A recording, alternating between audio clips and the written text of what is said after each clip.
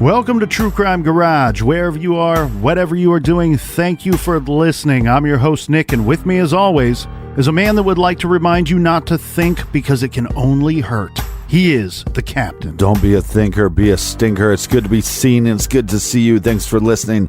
Thanks for telling a friend.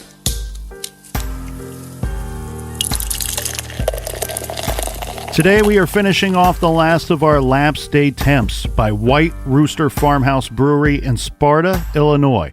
This is a blend of one of White Rooster's barrel-aged saisons and one of their barrel-aged coolship beers. And the bottle is more beautiful than most wine bottles. Good stuff here, Captain. 4 bottle caps and a big batch of 5 bottle caps goes out to our good friends right here. First up, I want to give a shout out to Amber and Joe in Southlake, Texas. And a big shout out to Brandy in Berwyn, Illinois. Next up, a cheers to my man, Benjamin Franklin. That's Benjamin in Iowa City. And a big we like your jib to Travis in Louisville, Kentucky. We want to give a cheers to Lauren listening in Farmington, Minnesota. And last but certainly not least, we have Danielle in Raytown, Missouri. Thank you to everyone for putting some beer in this week's fridge. And if you want to help out with next week's show, go to truecrimegarage.com and we have a donate button that you can click on for the beer fund. Yeah, while you're at truecrimegarage.com, make sure you sign up on the mailing list, click on the store page, and pick you up a creepy camper shirt. And that is enough of the business. All right, everybody, gather around, grab a chair, grab a beer. Let's talk some true crime.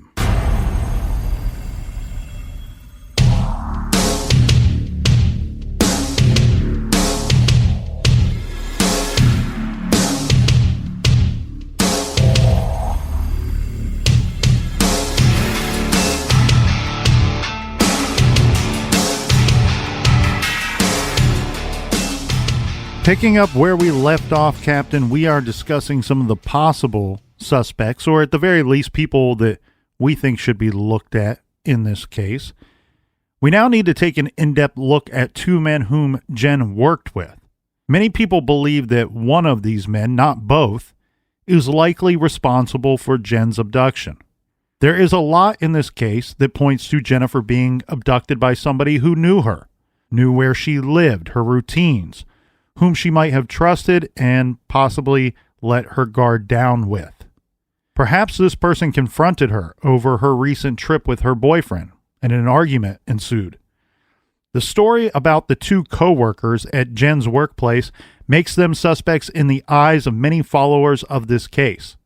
The Orlando Police Department did not prioritize Jen's workplace in their investigation, probably because she never made it into work that day.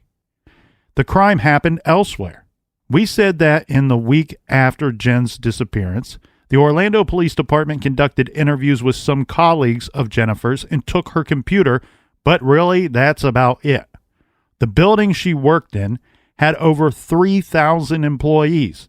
Orlando PD did not speak with every, or actually very many of them at all.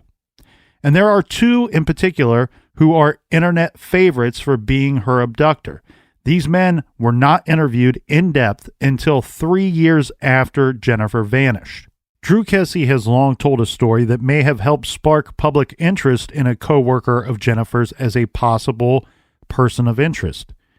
He and Joyce maintained that a manager in Jen's office, we're going to call him John, he was her peer, not her superior, but he was very interested in Jennifer and repeatedly pestered her about going out with him. Jennifer did not date colleagues, and this manager was married. Drew and Joyce suggested to Jennifer that she handle it by having lunch with the manager in the building's cafeteria and letting him know firmly that she did not date in the workplace. Drew says that as far as he knows, Jennifer did do this. Then, after her abduction, at a public event the Kesses conducted publicizing Jennifer's case, this manager approached the Kesses and gave them a secret Santa ornament Jennifer kept on her desk. Now, if that were all there is to it, then the manager would likely get a side eye from the public, but he might not be a person of interest. But there is much, much more to this story. Mm-hmm. In 2010, another coworker of Jennifer's, who is known in online forums as the pseudonym Adam Frank, although that is not his real name, filed a harassment suit at CFI Westgate Resorts against the manager, who we said had a crush on Jen. Right. The manager was Adam's superior at work. This lawsuit alleged that the manager was known to have a relationship with Jennifer Kesse and to have made comments deemed threatening since Jennifer went missing. These included comments that Jennifer was likely eaten up by alligators by now, which he said to more than one person. Mm-hmm. It also alleged that the manager was late for work on the morning of the 24th of January, 2006, the day that Jennifer went missing. According to this complaint, the manager made disparaging comments about Jennifer's boyfriend, and he was obsessed with her. Adam Frank claimed that the manager and Jennifer had a confrontation about her trip with Ron on that Monday morning after Jennifer got back from St. Croix. Within days of Adam filing this harassment suit, he was fired from Westgate. Now, it is not known whether the manager was actually late for work that day, as alleged by Adam. Managers were not required to keep time cards. But in the wake of Adam's suit and dismissal from the company, a source told Unconcluded that it was Adam, not the manager, who was obsessed with Jennifer. He had sent her an email telling her she looked nice and he was creepy and stalkerish. By these accounts, it seemed that this Adam Frank guy may very well have made up the whole thing about the manager to cast suspicion on this manager, on John, rather than himself. Right. The upshot is, and we don't know, but a private investigator who worked for the Kesses views this manager as the prime suspect and says that he has not been cleared by Orlando PD. Which one? The manager, John. John. This manager, John, was the boss of this other employee who later filed the complaint. Right, Adam. Yeah, thank you. It is difficult to follow because you really have one man saying, look at the manager. He said some weird stuff. He might be guilty of this. Well, and he's also saying that he also came in late that day. And we have no evidence of Jennifer talking bad about this Adam before she went missing. But we have evidence of her talking to her parents about this John character. That is correct. The weird thing, though, is we have other sources that say that it was Adam who was late for work on the 24th and not the manager. Mm-hmm. The private investigator also states that Adam Frank, again a fake name, passed a polygraph and she was able to corroborate his statements.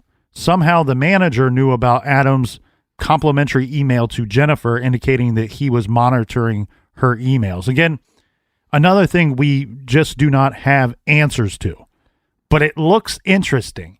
And I'm going to point this out here, Captain. I firmly believe in reviewing this case that the individual or individuals responsible for her disappearance, they had some knowledge. So whether it be extensive knowledge about Jennifer Kesse or even just some general vague knowledge, but they had some knowledge about this young woman and her activities. Mm-hmm. One man that we have not yet addressed, and now many feel could possibly be linked to what happened to Jennifer because of similarities between Jennifer's disappearance and one that he is believed to be responsible for. This is 2009, a young woman named Tracy Ocasio left a bar in Metro West neighborhood of Orlando with a man named James Hadaway. The bar was called the Tap Room, and Jennifer Kesse and her friends had been to this bar at least on one occasion, which was in Jen's old neighborhood. Tracy Ocasio was never seen again after this night at that bar, at the Tap Room, with this man. And her case is still unsolved. Right. Her Chevy Cobalt, Tracy's car, was found in Ocoee, just blocks away from the home of the man she left the bar with, James Hadaway. Jennifer Kesse worked in Ocoee. Hadaway is now serving life in state prison in Florida, convicted of an attack on another young woman, Rachel Clark, whom he tried to strangle to death in her car after she gave him a ride.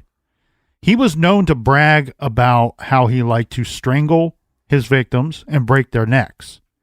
Hadaway's ex-girlfriends told detectives he had a morbid obsession in vampires, cannibalism, and serial murderers. The Orlando Police Department has looked at James Hadaway and Jennifer Kesse's case. But the fact is, there just is no real evidence to make a connection. For one thing, both Rachel and Tracy were voluntarily in Hadaway's presence, whereas it is very unlikely that this would ever have been the case with Jennifer Kesse. Mm-hmm.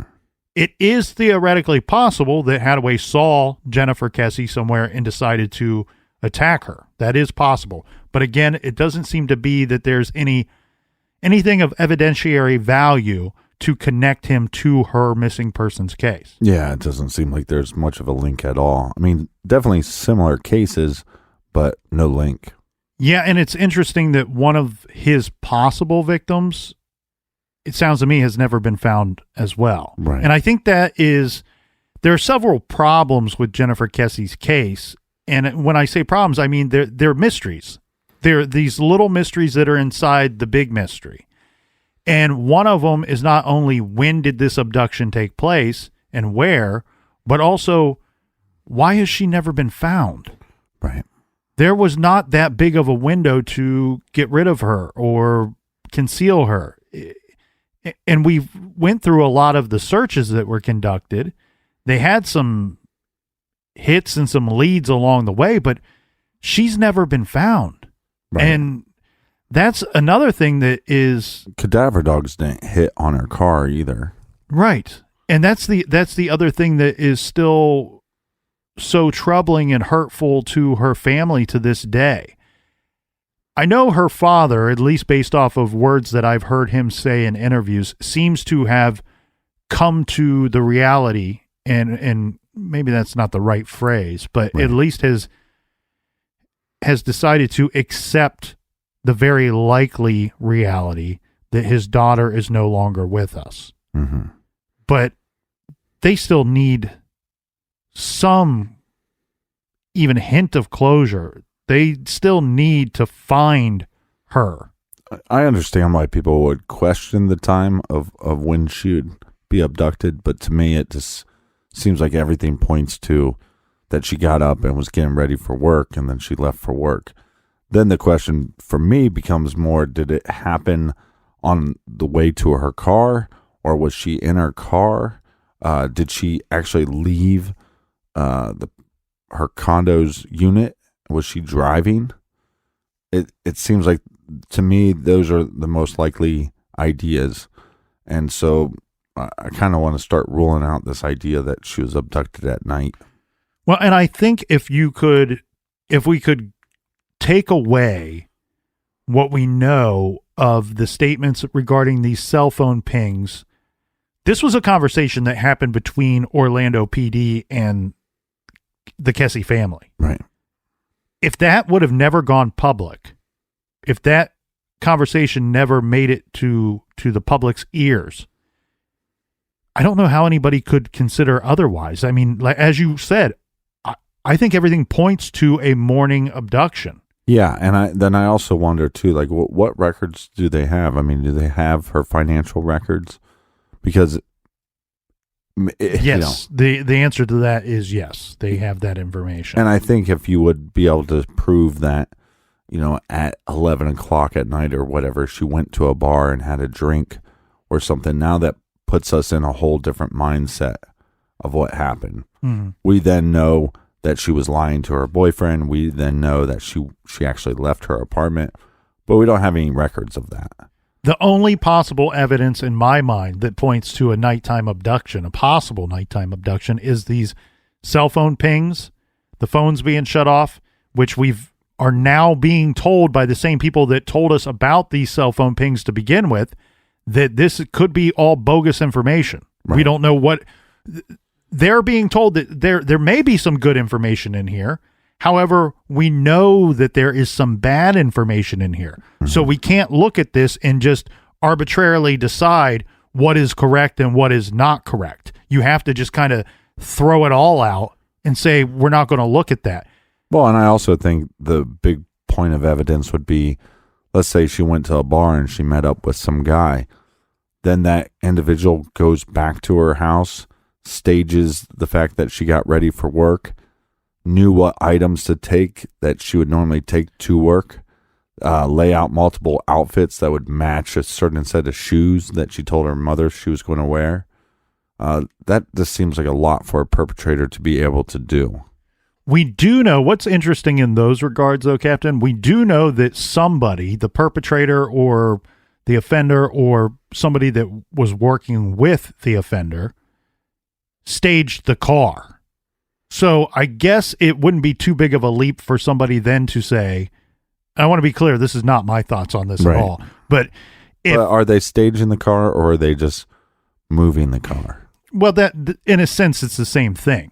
So therefore, I guess the easy leap to make would be, well, if she was abducted the night before or abducted from her vehicle, then maybe the perpetrator went to the condo and staged the condo as well. I'm with you. I don't think that there would be any way for this offender to know exactly how to stage the condo to make it appear that she was going to leave that morning. I already said that I believe that this individual has some knowledge about Jennifer Kesse. Right. But this seems like too much knowledge would need to be had. Where I think this could get a little more likely, even though I disagree with it, would be if she left her condo with the intention of going immediately to work the next morning from wherever she was going. Mm-hmm. Because then she would have brought those items with her willingly. I'm with you, though. I 100% lean toward the idea of a morning abduction. Well, I also don't believe that this perpetrator had to know a lot about her. I could just know a little bit about her. I think when her father, Drew, says, look, you have a pretty girl, they don't just take pretty girls and put them in the corner and stare at them. There's a motive there. And I think that's probably what the motive was. And I think it could simply be somebody working on that site. There's undocumented workers. There's crews of people. I used to work some construction crews. You wouldn't know anybody's name that you're on that crew with unless you worked with them multiple times. But a lot of those times, those crews would change over very rapidly. All this guy comes to work with us 1 week. Well, he got paid, and now he's not with us any longer. What was his name? Well, we called him Scarface or whatever, right? You might not know his actual name. Mm-hmm. And I think it's more likely that for whatever reason she got into her car, or maybe she was making trips to her car to bring things to work, and this person looked at this as a opportunity. Look, I have good reason to believe that I know who should very likely be the number one prime suspect in Jody Huisentruit's abduction, which took place in Iowa City. Right. Or in Iowa. And really, that person, all they needed to know to carry out that abduction early that morning is where she lived, what her vehicle looked like, and what time she would leave to go to work. That's all that person needed to know to carry that out. I think we have a situation here where it's so similar in my mind that that's all this individual or individuals would need to know. Where she lived, what time approximately she left for work, and what her vehicle was. Well, and it's not impossible to get some dickweed to go drop off this girl's car at an apartment complex. Right. It's not impossible, but the fact that they actually, we have some evidence that not only did they drop the car, but they walked back to the condo complex. Yeah. So, again, I think the dickweed that dropped off the car is most likely, in my mind, the perpetrator. Or one of two, or one of a team. Yeah. And it's so interesting that you use the word dickweed, because when last week you asked the listeners to go to our blog, view the pictures of the person of interest, and tell us what they saw. Well, I said what I see 100% is a dickweed. By far the most popular theory regarding the person or persons responsible for Jennifer Kesse's disappearance centers on the workers at Jennifer's condo complex. Yeah, well, the thing I can't get over when you're looking at that dickweed is they're claiming he's pretty small, right? Or she is pretty small, under 5'5". The smallest that we see reported would be 5'3". But again, I believe that there are other agencies other than the FBI that believe that this person could be as tall as 5'11". Right. So releasing the perpetrator or the person of interest is what we should call them, because that's what law enforcement has referred to this person as. Right. The person of interest, absolutely, the person pictured there absolutely did move that vehicle, Jennifer Kesse's car. We know that. Moved that vehicle and parked it there around noon on the 24th. So where our window of time starts at 10 p.m. the night before, this person is moving this vehicle and leaving it in that parking lot at noon. 100% that person drove that vehicle. Other agencies are saying, look, we have this individual taller than what the FBI stated, 5'3" to 5'6" tall. Not much taller, but as tall as 5'10" or 5'11". But again, one of the popular theories regarding this person or persons responsible for Jennifer Kesse's disappearance centers on the workers at her condo complex. Right.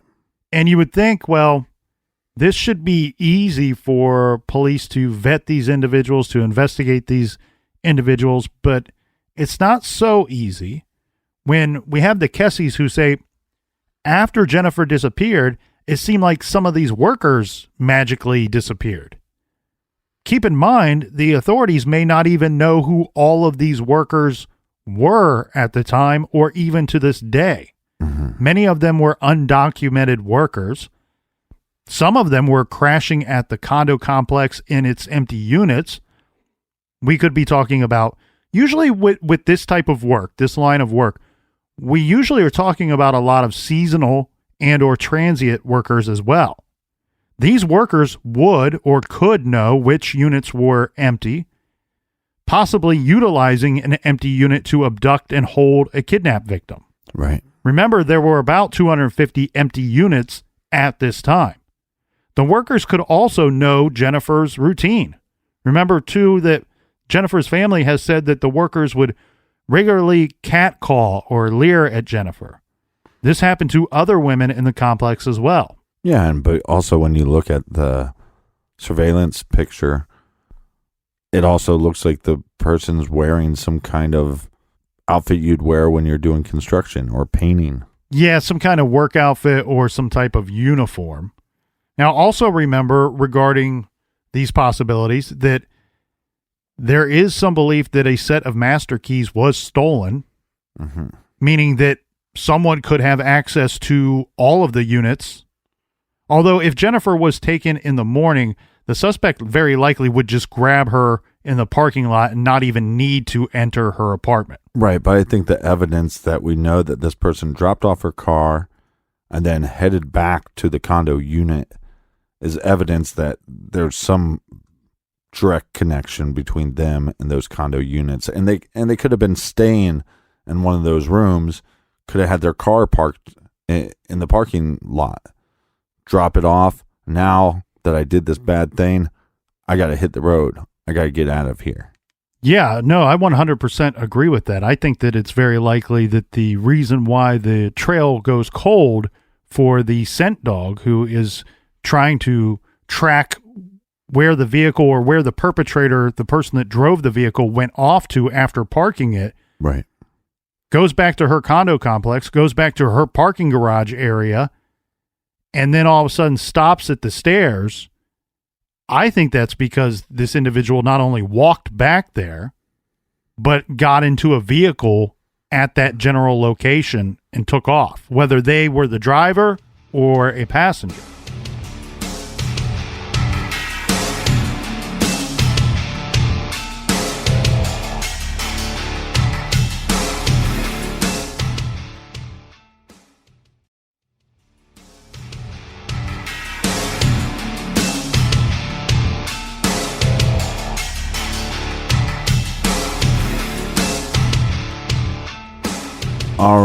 Cheers, mates. Cheers. One story I want to make sure that we get to here, Captain. This comes from Jennifer's father, Drew Kesse. Remember we had said last week that he had reported that on a couple of occasions, when she had to have work done in her condo unit, that she would drive home on her lunch break, she would oversee the work that was going on, and she would stay on the cell phone talking with family or friends so the workers knew that she was, in a sense, not alone. And she would watch the work being conducted. She didn't want to have these workers in her condo unit when she was not there.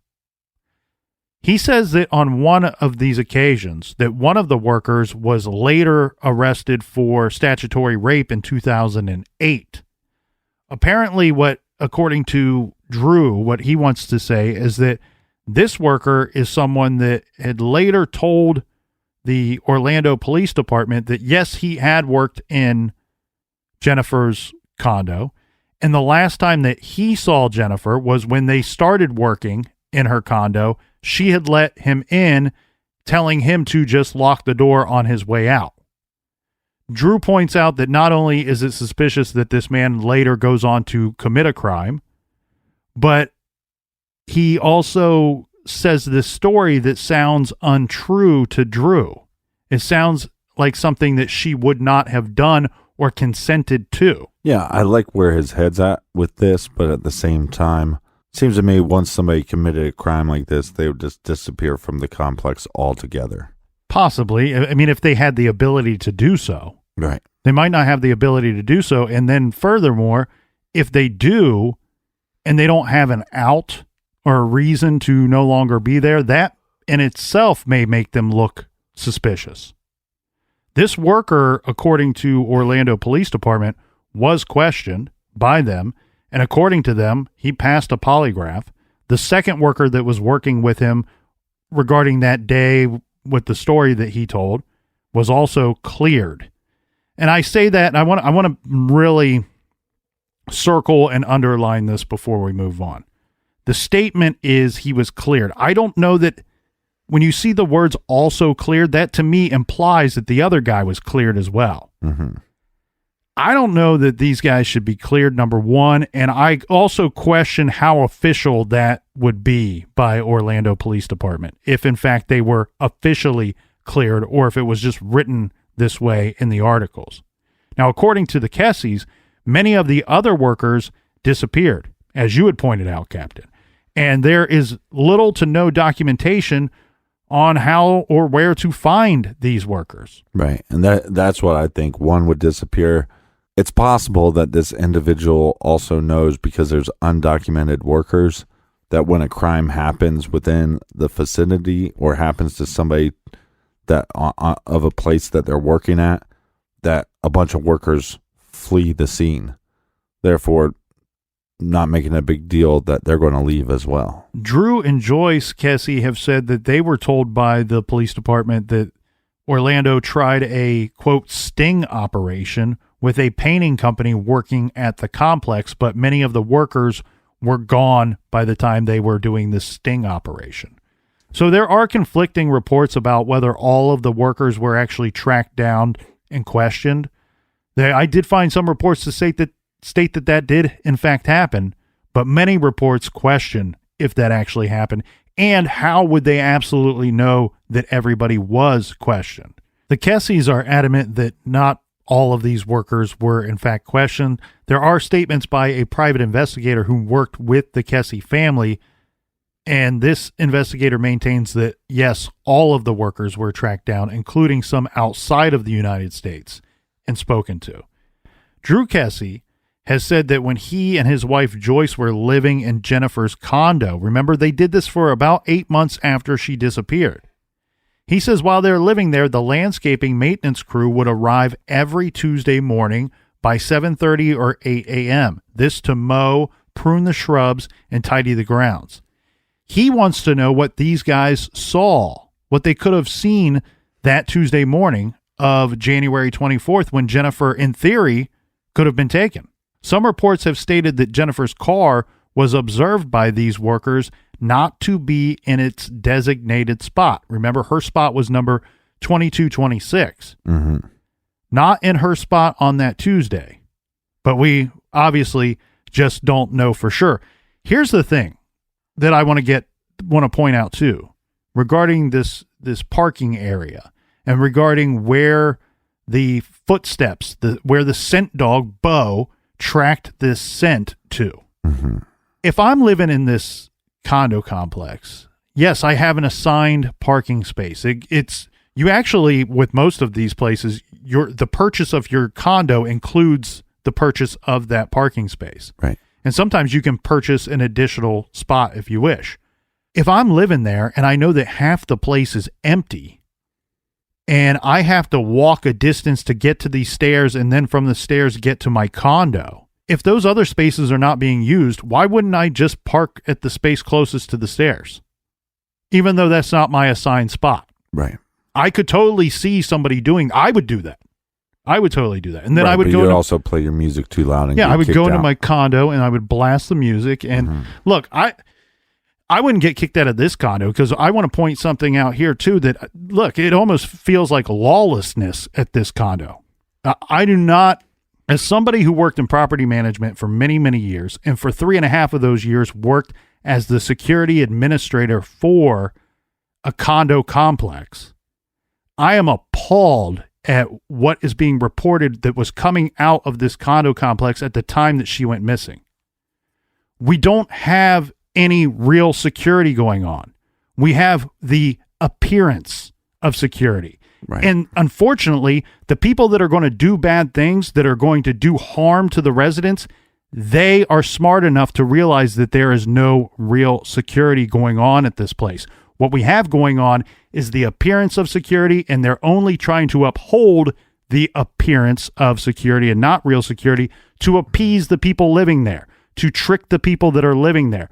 There was nothing to actually protect the residents of this condo complex, be it from criminals that are outside of the property, or be it from criminals that were employed to work and renovate this property. Right. But I think eventually there was going to be. It's just you couldn't have the gates closed all the time when you have all these workers coming in and out so willy-nilly. But that's the problem. The workers are coming in and out willy-nilly. Mm-hmm. The condominium complex that I worked at was under construction. When I started working there were zero tenants, zero people that owned a condo that had moved in by that time. The second week I was there, we had 2 people that lived there. And then that grew every couple of months. So I worked in a place that was more under construction than this place that we are discussing today. It was more than 50% under construction. Every day we checked in and checked out workers that worked there. They were not to be on that property without going through us first. They were not to leave that property without going through us first.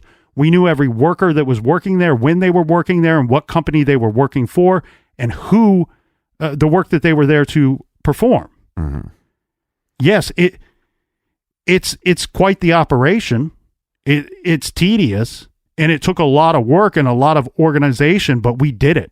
And why? We cared about the actual safety and security of our people living there, of the homeowners living there. Yeah, well, obviously this community didn't. I mean, right, and that's what I'm appalled at. And on top of that, they said, "Oh, by the way, we don't know who you are, but you can stay in the empty units as well." Yeah, I mean, it's completely irresponsible. And I was doing this years before she went missing, so it's not a technology thing. It's really just it's a lack of giving a shit. Is what it is. Well, I think possibly. I mean, your unit, where you worked is also different than this big complex. You'd have tons of crews working on these units, and so the crews would be spread out probably a little bit more.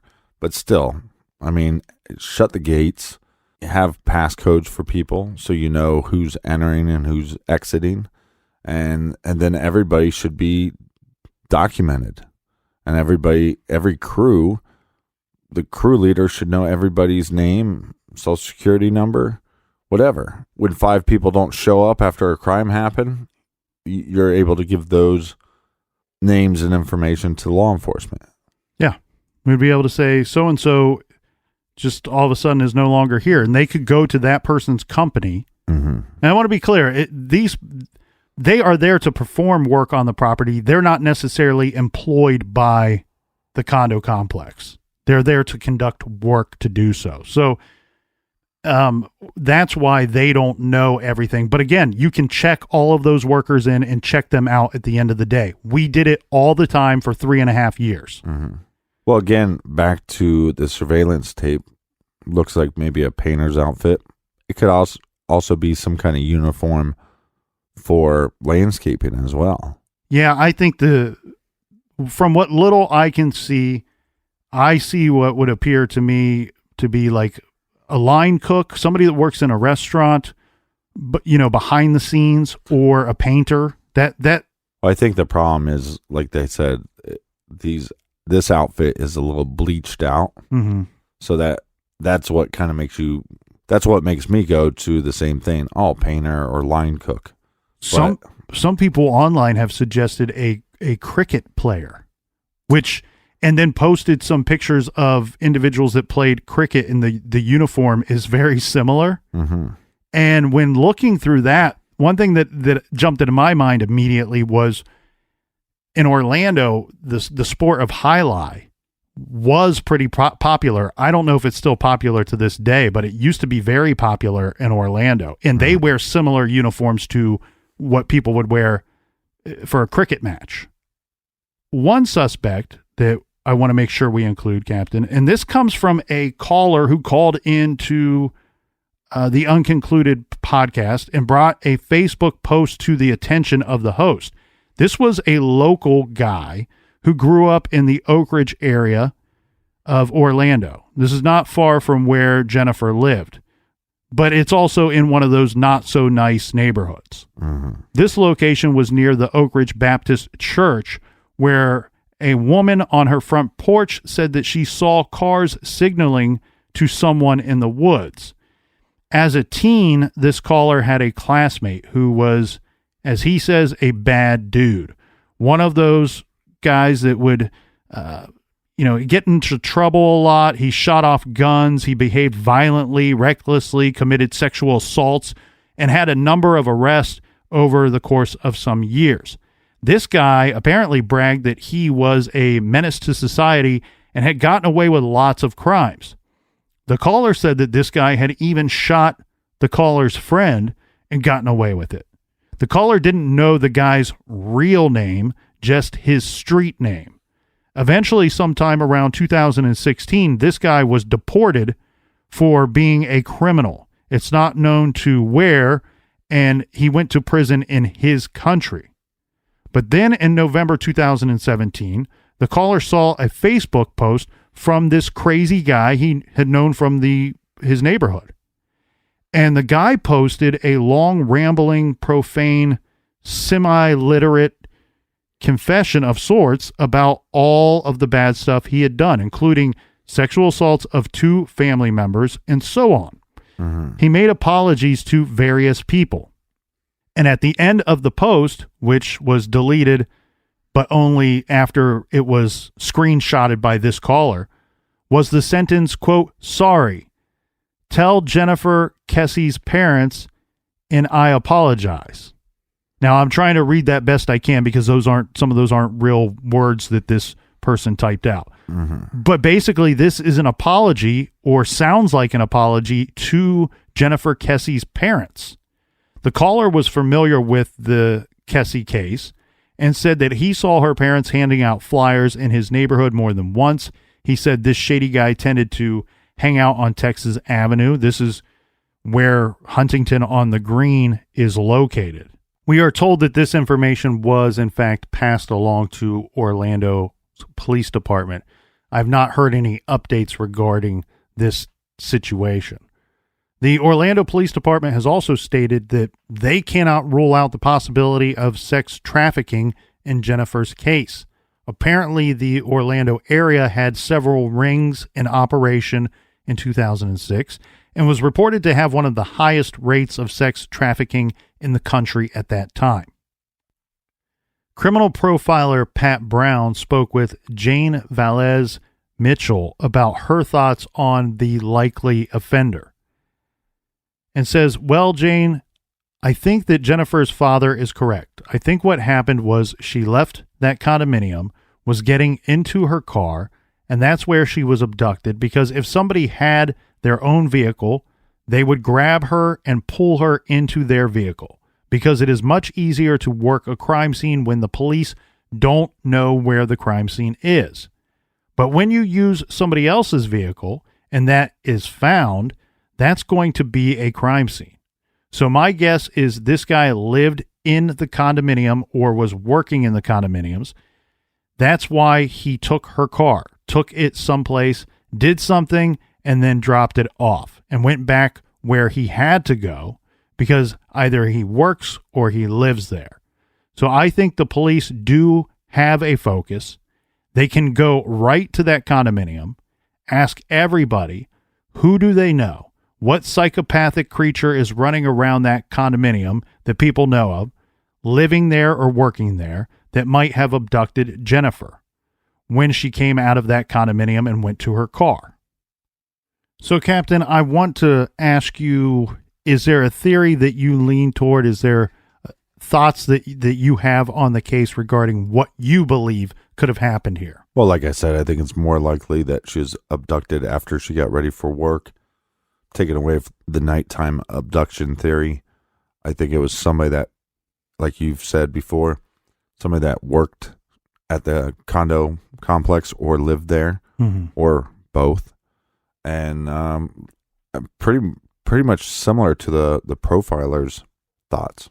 Yeah, I agree with you and the profiler Pat Brown as well. That when you're profiling a case, one thing that you need to do, especially when we have so many missing puzzle pieces as we do here, is you need to profile the victim, the area, the situation, and the offender.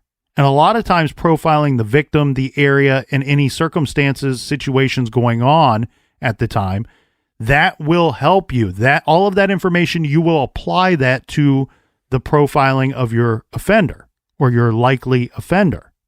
What I see here on the surface is a young professional woman who moved into this condo recently. She was only there about 3 months. And it appears that the biggest threats that would be going on in her life at that time would be the things surrounding her condo, the workers there, the willy-nilly coming and going of these different workers. And that seems to be the most likely threat, or the biggest threat that she was facing at that time as a potential victim when we look at her victimology. And therefore, if you go and say, all right, well, we lean towards the idea of a morning abduction, well, she's going to be vulnerable. I don't care if it's during daylight hours. She's going to be vulnerable during that walk between the door to her condo and the door to her car. On top of that, somebody could have monitored that situation and planned this out. This, to me, looks to be planned out. It looks to me like she was targeted. Again, the offender would not need to know her name or crucial information about her to target her. Just target her based off of the want to abduct this person. And the only general information that they would need to know is, again, where does she live? About what time can I expect her to go from her condo to her car, or from her car to her condo, and which vehicle is hers? Because if she's not parked in her designated parking space, then I need to know where her car is. I need to be able to visually identify a car as being hers, so I can plan out where and when I'm going to grab and abduct this person. One thing that I've always questioned in this case is, we know that when her parents find out that something is up, that something's going on, she didn't show up to work, now we're getting an emergency call from her work. We've placed a call to her condo complex and said, can you check her door? Can you see if she's home? Can you check and see if her car is there? They are told no, she's not home, and no, her car is not there. I've always wondered if, in fact, if she was choosing to park elsewhere, if there was a chance that at that moment in time, if her car actually was on the premises, if it was on the property itself. If it wasn't moved yet, yeah. Right, but if some idiot worker there, look, people can get mad at me all they want. What I see here is it's so clear that they do not care about the security of the homeowners at that time. I'm with you. They probably were going to at some point, but as we agreed in the John Bonet case, nobody should feel less safe on December 26th than they should any other day of the year. So when you are selling security to your homeowners as a reason to live there, as part of your condo fees each month, then provide them with such security that they are told that they expect to receive. This person, whoever they sent, may have had the best of intentions, may actually be a good person. I don't know. But I have every reason to believe that that person may have no idea what type of vehicle Jennifer was actually driving. Therefore, I look up her information. Oh, she's supposed to be in this spot. What did we say? 2226, I believe. I go to 2226. There's no car there. There's nothing there. Her car's not here. It could have very well have been over by the stairs or in a different spot that was more convenient to her because there's not as many people living there to fill up all of those spaces. I think the key thing here is when and where was that vehicle that morning? From the time that she was supposed to be gone at work until they know it to be moved and then parked. Because that's going to shrink our window even more. I also kind of lean toward the idea that I'm thinking two people are more likely involved in this than just one.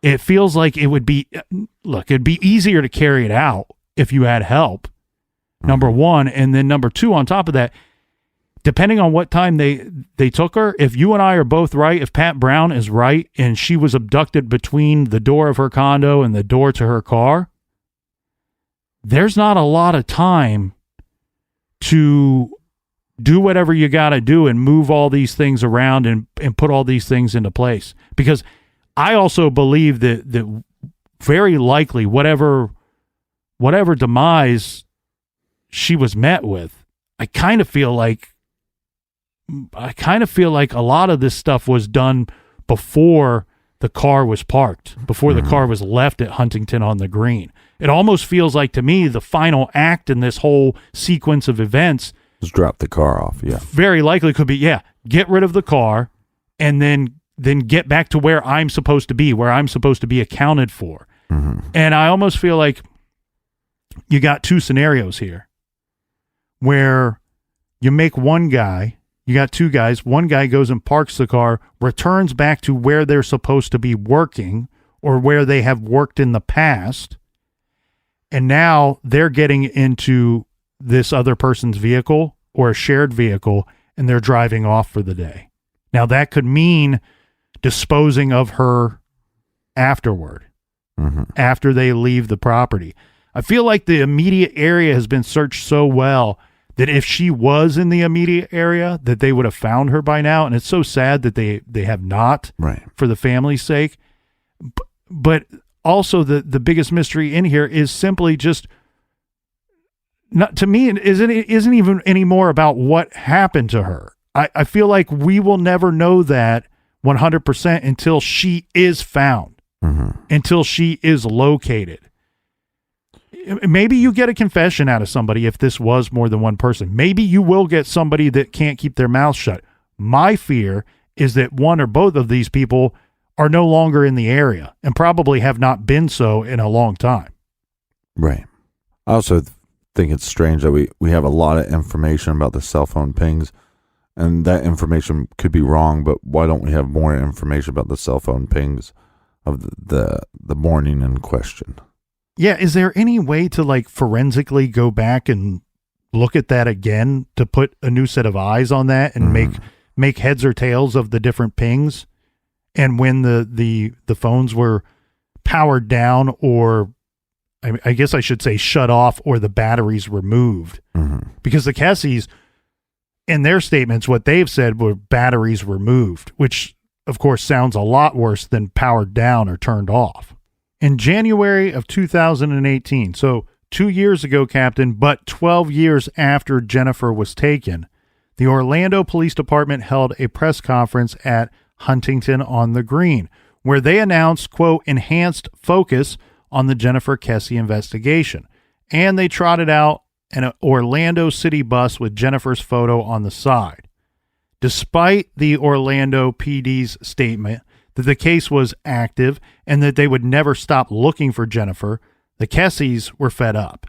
Logan Kesse went off and tore into the Orlando Police Department. He said that the press conference was a slap in the face to the family and that the police department was only putting on a show of caring about the case because the Kesses now had attorneys involved. Logan confirmed that the family had hired attorneys to try to obtain copies of Orlando PD's investigative files on his sister's case. The Kesses maintained that the case had gone cold and it needed an independent review. After their FOIA request for the case files were repeatedly denied, they retained attorneys to help them gain access to the 14,000 pages of the Orlando Police Department's case files. They filed a lawsuit against the police department in December of 2018. This lawsuit was groundbreaking for a family to demand that a case legally be declared cold and a police department legally required to hand over documents. This is a bit of a risky tactic. If the Kesses alienated the Orlando Police Department, the case might just sink into the abyss, so to speak. Now, in March of 2019, the Kesses settled their lawsuit against the police department. The parties agreed that the department would no longer be obligated to investigate Jennifer's case, and they began handing over the Jennifer Kesse case files to the family. But this didn't come without a cost. The cost would be $18,648. This is for photocopying fees. Mm-hmm. The Kesse family, has a GoFundMe to help pay for some of these fees, which Drew, the father, absolutely hates, but says that they have no choice. Independent investigators retained by Drew and Joyce Kesse are currently reviewing these files, and Drew recently stated that there are some names in the files that they have never heard of. The family, sadly, is still waiting for that one phone call that can bring their daughter home. If you have any information on the whereabouts of Jennifer Kesse, please call the Kesse family's private investigator at 941-201-4009.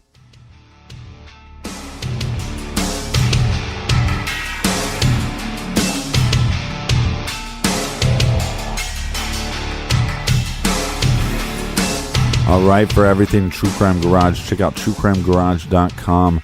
Make sure you also check us out on the Stitcher app. The old episodes are available for free, and we have a bonus show called Off the Record. Check that out. And if you love us, do not be afraid to leave a 5-star review with the platform that you listen to True Crime Garage. Thanks for listening. Thanks for telling a friend. We'll see you back here next week. Until then, be good, be kind, and don't litter.